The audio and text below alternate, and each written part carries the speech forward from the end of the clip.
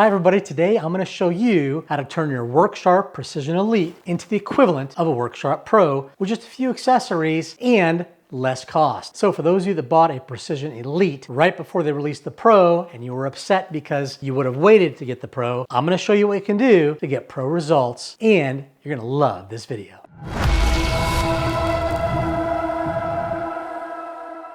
Hi everybody, this video is for those of you that bought the WorkSharp Precision Elite right before the Pro came out, maybe a month before or weeks before. You didn't know when it came out, and then you thought, man, I would have waited and got the Pro.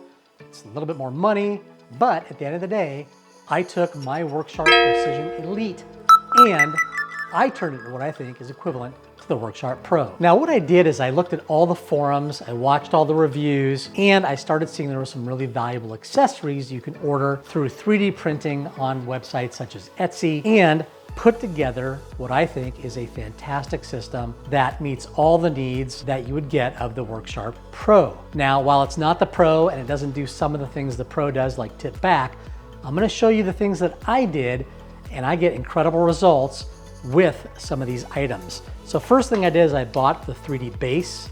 This is a great little unit, and they improved the Pro by making a weighted base, but at the end of the day, I wanted a base that absolutely would not move. You can use this on a counter or workbench. It's really simple. You just put it on the side here like so. You attach it on, and when you're done, this thing is not gonna go anywhere. So I have the base on here. There's 4 screws that are 3D printed that go on and will slide the unit into this and make a fantastic stable base that has absolutely no movement.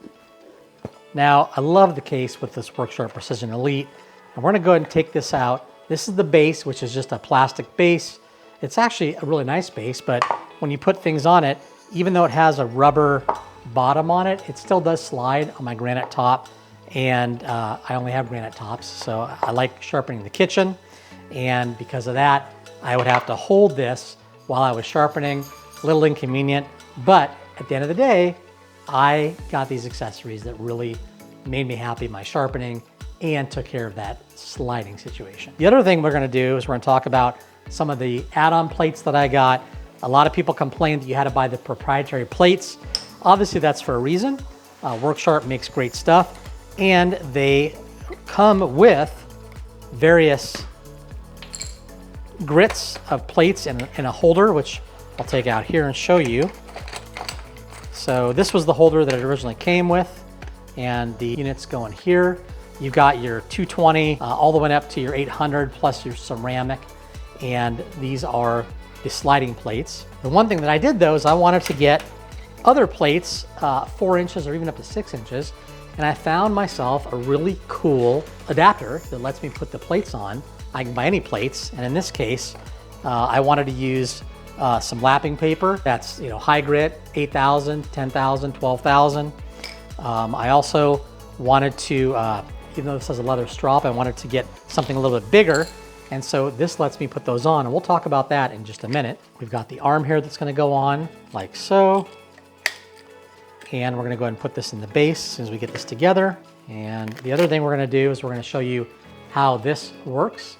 This was actually a part that I've used for a while to know that I'm actually sharpening at the specific degrees that I want for the blade edge. Magnetic, works fantastic. Then we ended up getting this 3-way, which actually has 3 different lapping papers on it, different grits. We have this to stabilize the base that we'll talk about, another 3D printed device that works fantastic. And we're talking like I spent $5 on this. I think this was about $20. And then I ended up getting the adjustment, which is the 3-way here that I actually put the lapping paper on.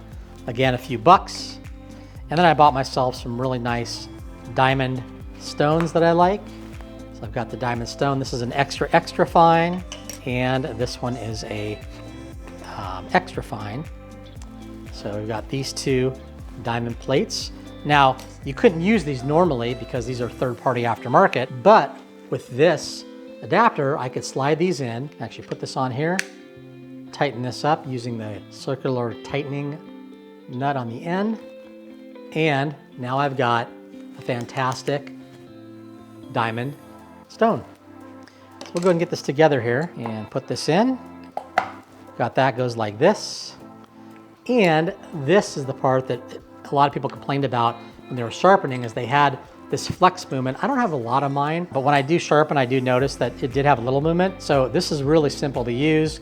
You'll notice there's some grooves up here. This is actually made to slide in there and just pop it in, push that in, and now this is not going anywhere. Absolutely fantastic. Now, the nice thing is about this base, we're gonna slide this in like so. Make sure you unscrew everything so you can slide it in. We're gonna slide that in all the way, just like this. Tighten these down, like so. And you now have a working base that is not going anywhere. So we're gonna go ahead and get this loaded up, and we'll start with, let's see, this is 600, 800. So we'll do a 600 on this one, just magnetic underneath, and then we're ready to go with our sharpening. Now, the one thing that I like about this is that you can adjust the angle just like on the Pro, but based on the blade thickness, your angle is gonna actually vary a little bit. So we're gonna show you how we actually compensate for that. So let me get a knife, and we'll show you how it's done. The one thing people complained about was that this was in the way. So there's 3D printed holders you can actually get to go on the back of here that will actually store these. I really didn't find it's necessary because I do all my sharpening. When I'm done, I'll then put it away and I don't have to use it for a while. I use it to my stropping, my honing. That keeps my knife sharp for months. And then if I have to sharpen them again, I can take this out, hit them with the sharpener, and then we're good to go.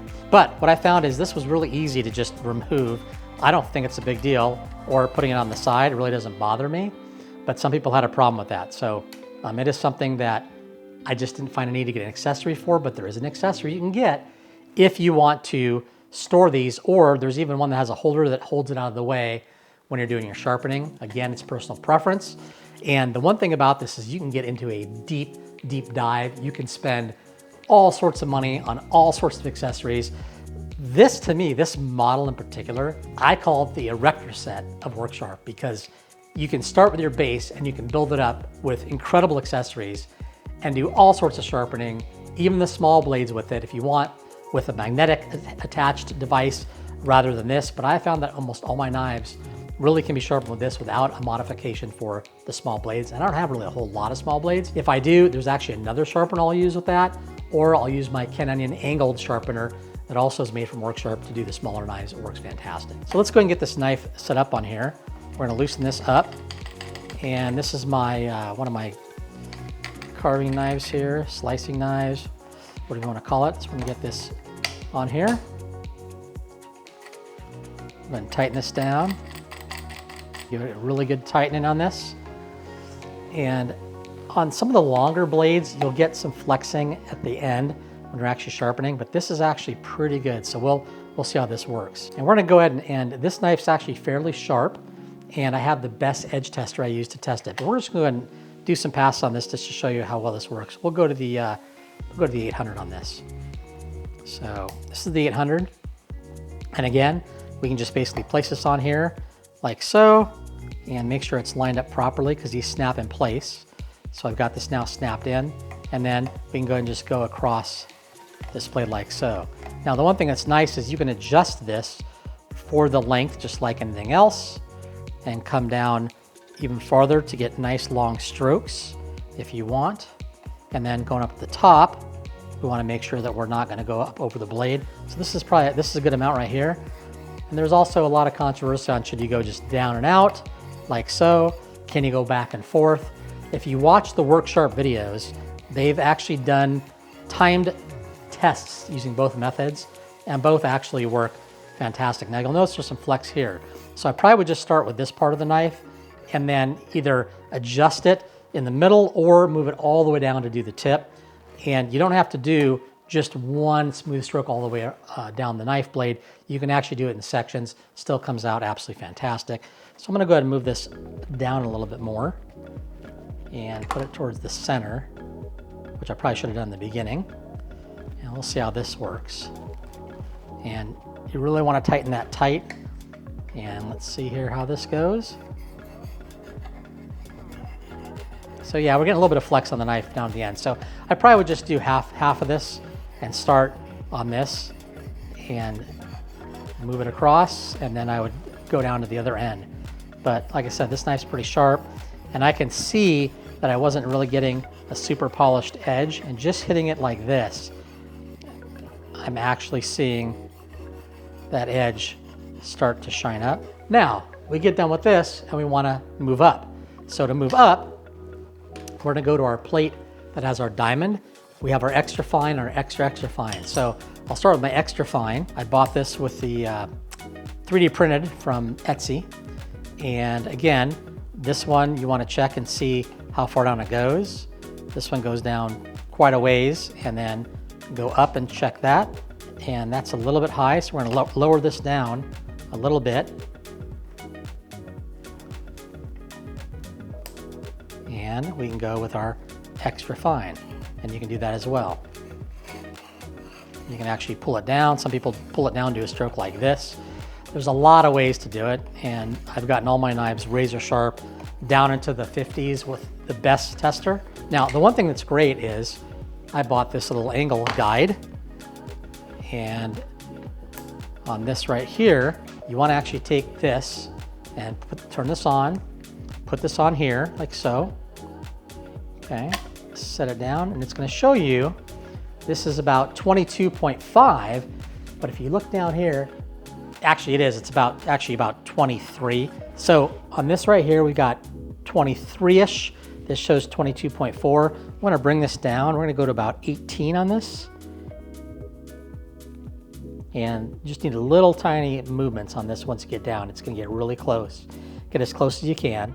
So I think we're close to 18. There we go, we're at 18. Now, you know that this angle is 18 degrees, and you can go ahead and make sure you're at an 18 degree on this knife. The other thing is people complained about, take this out, is that they couldn't turn this over. Well, you know, I don't think it's a big deal to actually pull it out. And to pull it out, you just basically reach down here, and this comes out. Here's that little adapter piece. I just flip it over like so, put it back in, and then you can actually put this underneath like so, and just snap it in, and you're good to go. That's it. And now we've got the other side, and we can start doing the other side. I'm used to holding this, but you actually don't have to hold it, which is the nice thing. You can have your hand free for something else, or you can just relax it and not have to worry about holding this down hard and getting tired holding the base. So that's how I use some of the accessories on the WorkSharp Precision Elite. I think that by getting the adapter to use the alternate plates, and again, you could even get a wide plate on this. This goes up to 6 inches, so you can get a nice thick 6-inch stone on this as well.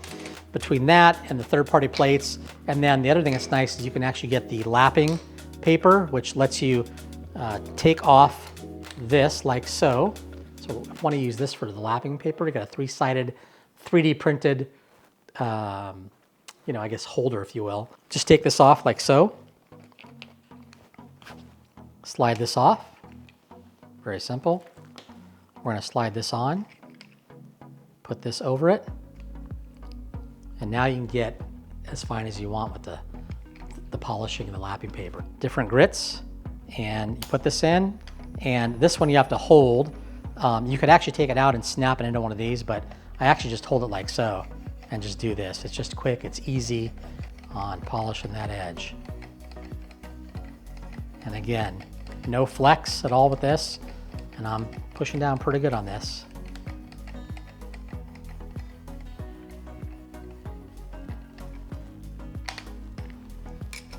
So a lot of ways to skin the cat. This is just what I did to improve the functionality with the Pro coming out and people being upset that they had the Elite and it didn't do all these things that they saw the Pro could do. As you can see, other than tipping back, this is probably approximately, I think about 20, maybe $55 to $75 total for the accessories. And then, of course, you can get your own stones, but just for the functionality, if you didn't have the stones, you're not talking a lot of money, and you will come in less than the Pro with what I think will let you accomplish everything you want with the WorkSharp Precision Elite. So I hope you enjoyed this video. Make sure you check it out, Etsy. I'll have the links down below with some of these accessories. I'm not associated or affiliated with any of the people that sell those things. I happen to just search and find them online and notice that Etsy had a great resource of accessories for the WorkSharp Precision Elite. And again, there's a lot more accessories you can get as far as holders that hold these in the back. There's attachments that let you hold this out of the way. And again, it's the erector set of WorkSharp. I love this sharpener. It's very functional. And although the Pro is fantastic, I just can't afford to go out and buy a Pro when I have this. And I thought for a few extra bucks, I can turn this into something really fantastic. And I think I did. Tell me what you think down in the comments. Are you gonna get some accessories? Tell me what you got and what you think of this compared to spending the extra money on the WorkSharp Pro. Thanks for watching. We'll see you next time. Smoke on, baby.